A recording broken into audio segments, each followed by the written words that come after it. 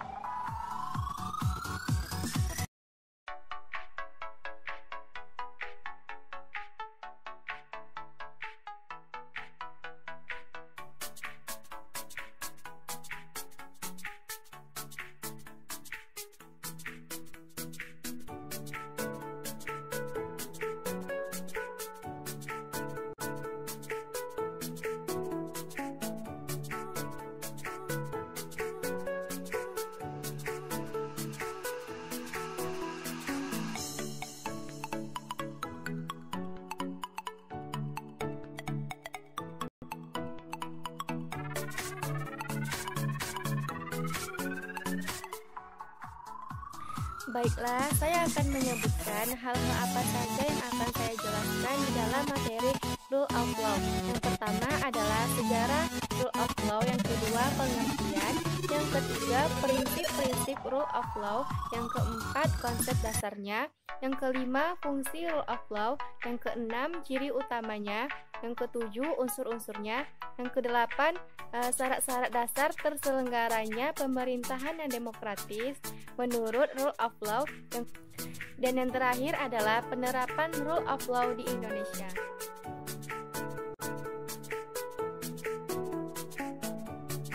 Baiklah, yang pertama saya akan menjelaskan mengenai sejarah Rule of Law.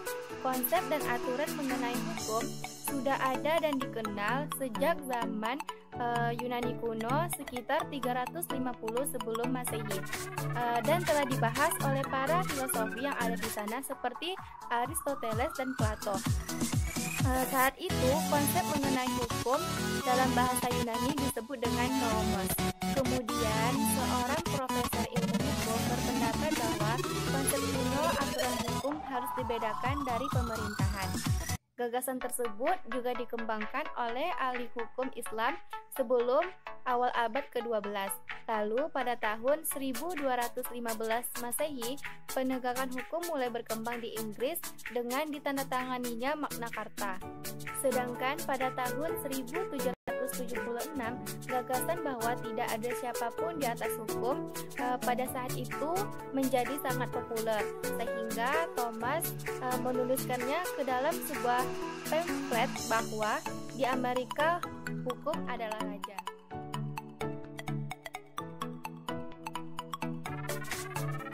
Baiklah, selanjutnya saya akan menjelaskan apa itu Rule of Law. Rule of Law merupakan suatu legalisme hukum yang mengandung gagasan bahwa keadilan dapat dilayani melalui pembuatan sistem peraturan dan prosedur yang objektif, tidak memihak, tidak personal, dan otonom. Menurut Friedman, Rule of Law merupakan doktrin dengan semangat dan idealisme keadilan yang tinggi. Pengertian Rule of Law menurut Friedman dapat dibagi menjadi dua, yaitu pengertian secara formal dan pengertian secara hakiki. Pengertian Rule of Law secara formal adalah organisasi public power atau kekuasaan umum yang terorganisasikan, misalnya yaitu sebuah negara. Sedangkan pengertian Rule of Law secara hakiki erat hubungannya dengan menegakkan Rule of Law karena menyangkut ukuran-ukuran tentang hukum yang baik dan yang buruk.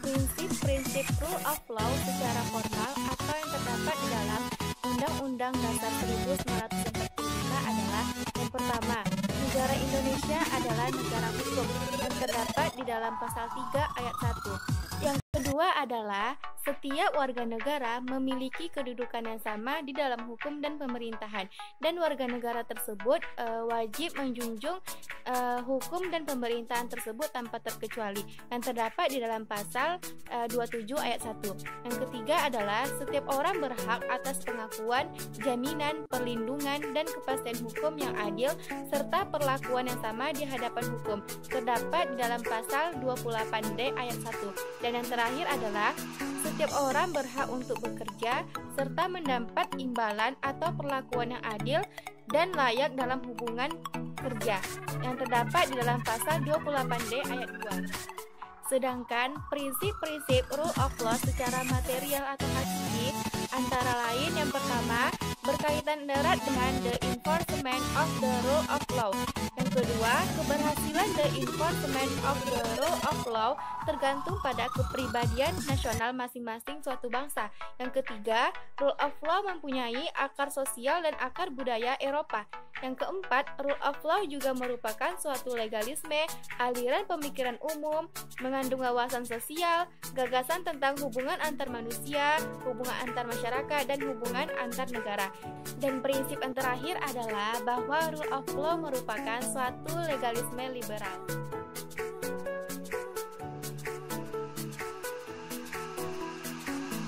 Di Indonesia, inti dari rule of law adalah jaminan adanya keadilan bagi masyarakatnya, khususnya keadilan sosial. Pembukaan Undang-Undang Dasar 1945 memuat prinsip-prinsip dari rule of law itu sendiri, yang pada hakikatnya merupakan jaminan secara formal terhadap rasa keadilan bagi rakyat Indonesia.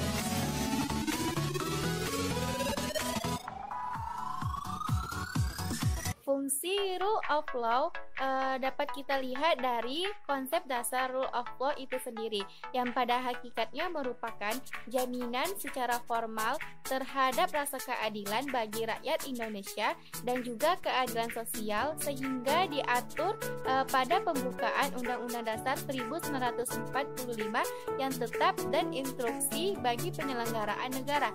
Dengan demikian, inti dari rule of law adalah jaminan adanya rasa keadilan bagi masyarakat, terutama keadilan sosialnya.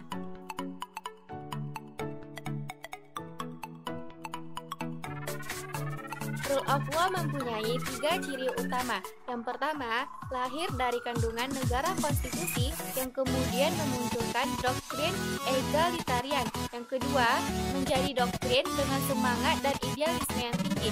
Dan yang terakhir adalah adanya jaminan perlindungan HAM atau hak asasi manusia.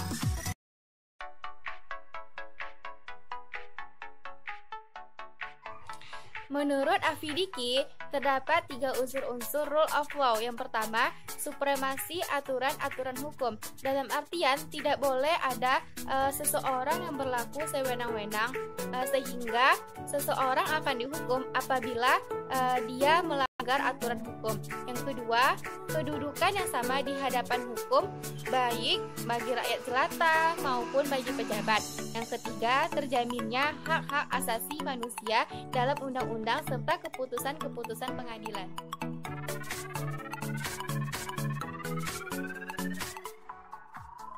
Syarat-syarat dasar terselenggaranya pemerintahan yang demokratis menurut rule of law yang pertama adalah adanya perlindungan konstitusional, badan kehakiman yang bebas dan tidak memihak, pemilihan umum yang bebas, kebebasan untuk menyatakan pendapat, kebebasan untuk berserikat, berorganisasi, dan beroposisi.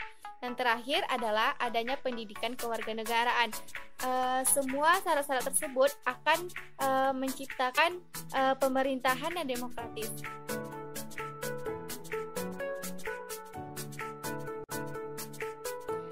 Agar pelaksanaan rule of law bisa berjalan dengan sesuai yang diharapkan, maka yang pertama, keberhasilan the enforcement of rule of law harus didasarkan pada corak masyarakat hukum yang bersangkutan dan kepribadian masing-masing setiap bangsa. Yang kedua, rule of law yang merupakan institusi harus didasarkan pada budaya yang tumbuh yang berkembang pada bangsa.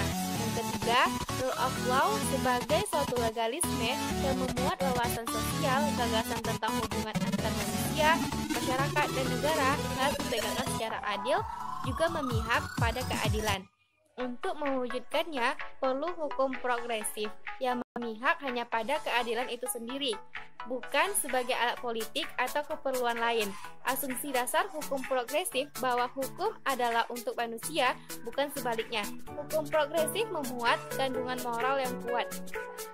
Arah dan watak hukum yang dibangun harus dalam hubungan yang sinergis dengan kekayaan yang dimiliki oleh bangsa yang bersangkutan atau back to law and order, kembali pada hukum dan ketaatan hukum negara yang bersangkutan itu sendiri.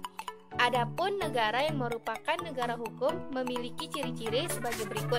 Yang pertama, adanya pengakuan dan perlindungan hak asasi manusia atau HAM.